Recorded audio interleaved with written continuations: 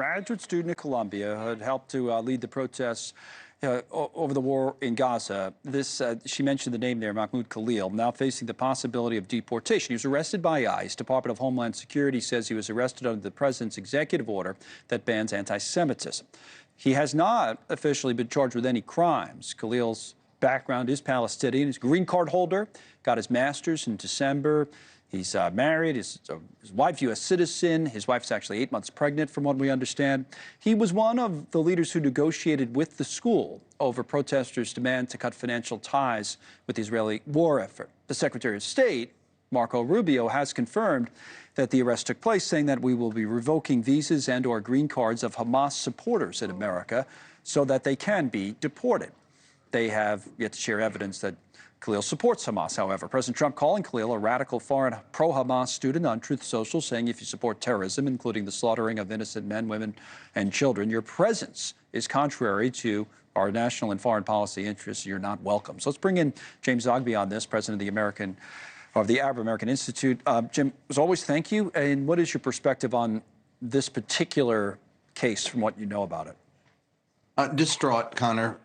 Distraught because I see the unraveling of cherished freedoms and the liberal values of academic freedom and personal rights that we've long adhered to. And we've seen this administration dismantle a whole bunch of other programs.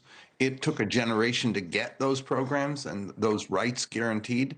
It's going to take us a generation to get them back, but he's dismantling them in just a matter of weeks. And it's very disturbing. And this young man certainly does not deserve this treatment.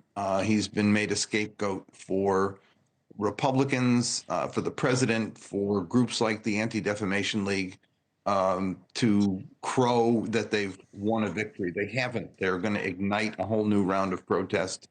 And it's justifiable protest. This is fundamentally wrong what's happening here. Well, we've been talking a lot. This administration actually talks a lot, sometimes more overseas than here, it seems, about free speech, right? Mm-hmm. And then it's the obvious conclusion from watching something like this, I suppose, is like, well, free speech only that you agree with? I mean, that's what people said on the other side in different circumstances in the last administration.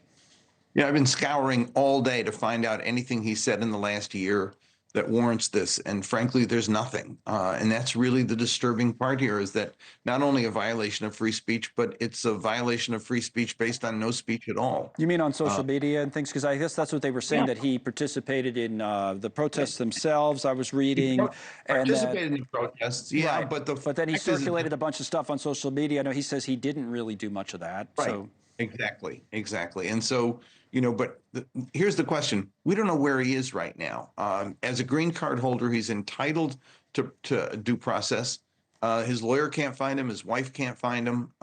They told him he was here in Elizabeth, New Jersey. Then they said he was in Louisiana. He may already be deported.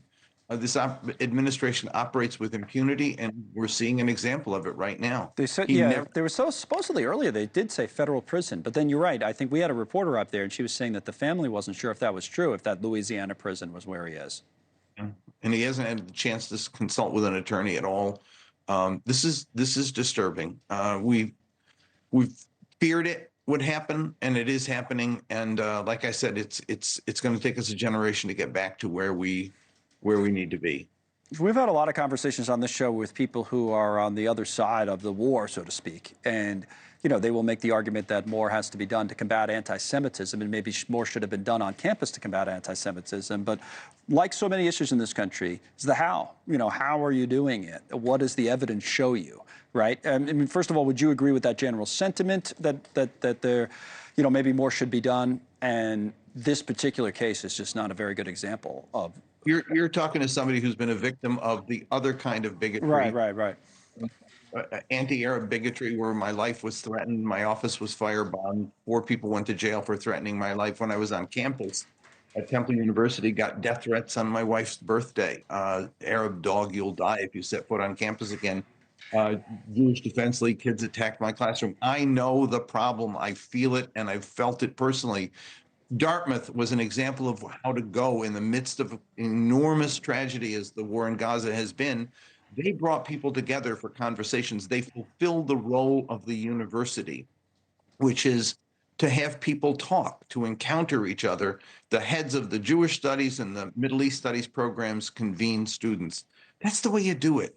But what Columbia and others did was they cowered in the face of a congressional committee and decided to go back and use repressive tools. Repression only aggravated the controversy and aggravated the tension on campus. And this is going to aggravate it even further as we're seeing it now. Thanks so much for watching. Just go to joinnn.com to find News Nation on your television provider. And don't forget to click the red subscribe button below to get more of News Nation's fact-driven, unbiased coverage.